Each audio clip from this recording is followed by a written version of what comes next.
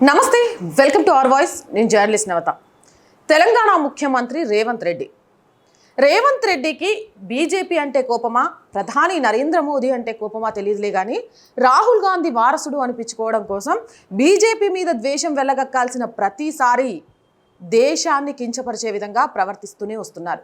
150 దేశాల దౌత్యవేత్తల సమావేశాన్ని ఏర్పాటు చేసి పీఓకే లేని భారత్ని 150 దేశాల ప్రతినిధులకు చూపించి కాంగ్రెస్ అధికారంలోకి వస్తే పీఓకేని వదులుకోవడానికి సిద్ధమే అంటూ దేశ ప్రతిష్టను దిగజార్చే విధంగా క్లియర్ కట్గా వర్క్ చేశారు. దాని గురించి కనీసం మినిమం క్షమాపణ కూడా బయటికి చెప్పలేదు. ఆ తర్వాత ప్రపంచ సుందరీమణుల పోటీని తెలంగాణలో నిర్వహించడం ద్వారా భారతదేశంలోని తెలంగాణకు భారీ ఎత్తున పెట్టుబడులు తీసుకురావచ్చు అని చెప్పి ఆపరేషన్ సింధూర్ పేరుతోటి 27 మంది సింధూరం చెరిగిపోవడానికి కారణమైన ఉగ్రవాదుల 100 మందిని మనం మట్టుపెట్టిన 100 మంది ఉగ్రవాదుల గురించి తక్కువగా మాట్లాడుతూ ఇక్కడ తెలంగాణ నుంచి ఇంగ్లాండ్ నుంచి పోటీకి వచ్చిన అమ్మాయి ఆడపిల్లలను చులకనగా చూస్తారు అనే విషయాన్ని ఘోరంగా చెప్పి భారతదేశ ప్రతిష్టను దిగజార్చే విధంగా మాట్లాడింది. దానికి సంబంధించి ఆ అమ్మాయిని పిలిపించడం కానీ ఆ అమ్మాయి దగ్గరికి ఎవరైనా వెళ్ళి కానీ మాట్లాడటం జరగలేదు.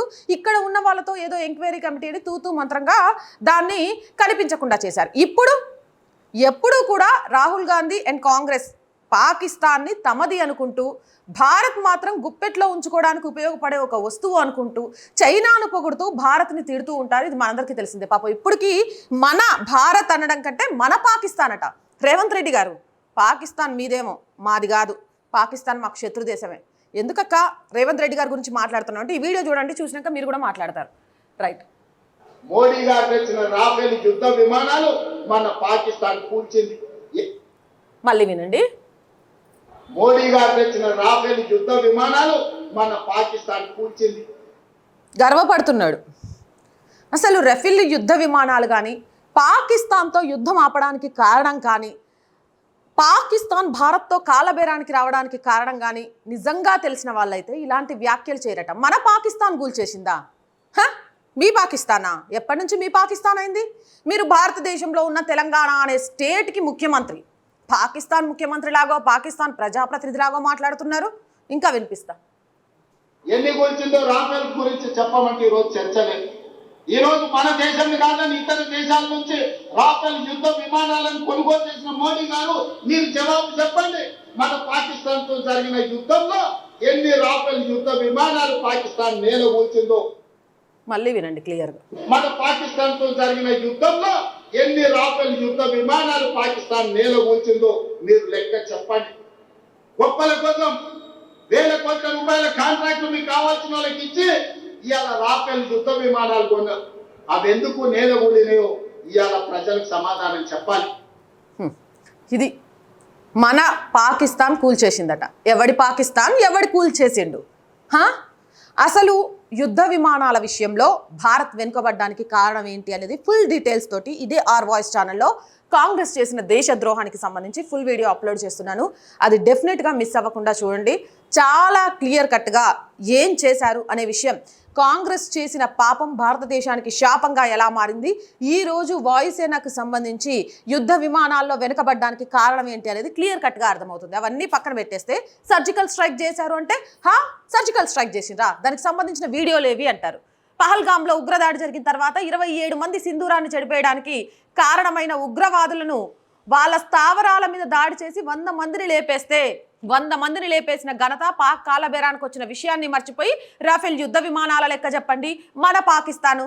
రేవంత్ రెడ్డి గారు, మీ పాకిస్తాన్ ఏమో భారతదేశంలో పుట్టిన ఏ ఒక్కడు, భారతీయుల భావజాలంతో ఉన్న ఏ ఒక్కరు పాకిస్తాన్ నాది అనుకోరు. పాకిస్తాన్ నా శత్రు దేశమే, ఎప్పటికైనా పాకిస్తాన్ మా శత్రు దేశమే.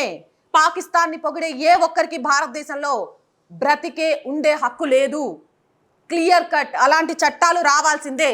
పాకిస్తాన్ని మన అని ఎవరైనా అనుకున్నా, ఇంకా పాకిస్తాన్తో ప్రేమగా ఉండాలి అనుకున్నా, పాకిస్తాన్తో స్నేహం చెయ్యాలి అనుకున్నా, పాకిస్తాన్ గొప్పది అంటూ మాట్లాడినా ఈ దేశం నుంచి పంపించాల్సిందే. అవునంటారా కాదంటారా? ఒక ముఖ్యమంత్రి స్థాయిలో ఉండి మన పాకిస్తాన్ అని మాట్లాడుతున్నారు అంటే అసలు మీ మనసులో ఉన్న భావం ఏంటి? మన దేశంలో 27 మంది సింధూరాన్ని జడిపేస్తే 100 మంది ఉగ్రవాదులు చచ్చిపోతే ఈ రోజుకి యుద్ధం అంటే గన్నులు బట్టి చేయడమేనా? నీళ్ల కోసం కొట్టుకుంటారు. పాకిస్తాన్ 3 ముక్కలాట కావడానికి 5 ముక్కలు అయిపోవడానికి సిద్ధంగా ఉంది. ఇవన్నీ మీ కంటికి కనిపించట్లేదు? బీజేపీ మీద కోపమో మోదీ మీద కోపమో మీరు దేశం మీద చూపిస్తే ఎలా?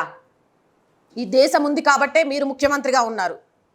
అదే ఈ దేశానికి ఏమైనా ప్రమాదం జరిగితే మీరు కూడా కుటుంబంతో సహా ఏదో ఒక కంట్రీకి పోయి అక్కడ బ్రతికేస్తారు కాదా? ఇక్కడ బాధపడేది సామాన్య ప్రజలు. మీ మాటలు విన్న ఎవరైనా పాకిస్తాన్ మాది అనుకుంటే ఇంకా పాకిస్తాన్కి ఇప్పటికే గూఢాచార్యులు భారతదేశంలో కొక్కొల్లలుగా తయారై మినీ పాకిస్తాన్లు ఏర్పాటు చేస్తారు. మీలాంటి వాళ్ళ మాటలు వింటే ఇంకొంతమంది తయారైపోతారు. ఖచ్చితంగా ఆర్ వాయిస్ వేదికగా చాలా క్లియర్గా చెప్తున్నాను, పాకిస్తాన్ భారత్కి శత్రు దేశమే. పాకిస్తాన్ మనది ఎప్పటికీ కాదు. పాకిస్తాన్ ఏ క్షణం కూడా సహాయం చేయాలి అని ఆలోచించొద్దు. చేస్తే పాముకు పాలు పోసి పెంచినట్టే. మరి రేవంత్ రెడ్డి వ్యాఖ్యల్ని ఎలా చూడాలి? మన పాకిస్తాన్ అని పాకిస్తాన్ని పొగుడుతూ యుద్ధ విమానాల లెక్క చెప్పండి అని భారత్ సాధించిన విజయాన్ని బీజేపీ మీద కోపంతో నిరుత్సాహపరుస్తున్న ఇలాంటి నేతల వైఖరిని ఎలా చూడాలి? మీ అభిప్రాయం ఏంటి? కామెంట్ సెక్షన్లో తెలియజేయండి. మోర్ వీడియోస్ కోసం ఛానల్ని వెంటనే సబ్స్క్రైబ్ చేయండి. నచ్చిందా? లైక్ చేయండి, షేర్ చేయండి, సపోర్ట్ చేయండి. సబ్స్క్రైబ్ చేయడం ద్వారా ఆర్ వాయిస్ కుటుంబం మరింత పెద్దగా పెరుగుతుంది. అలాగే సపోర్ట్ చేయడం ద్వారా ఇంకా మంచి కంటెంట్తో మీ ముందుకు రావడానికి ఆస్కారం ఉంటుంది. సపోర్ట్ చేయడానికి సబ్స్క్రిప్షన్ పక్కనే జాయిన్ అనే బటన్తో పాటు స్క్రీన్ మీద డీటెయిల్స్ అన్నీ ఉన్నాయి. మీకు తోచిన సహాయాన్ని చేయొచ్చు. వ్యాపార ప్రకటనల కోసం, ప్రజా సమస్యల కోసం 8328500576 నెంబర్ని సంప్రదించవచ్చు. జై హింద్, జై భారత్.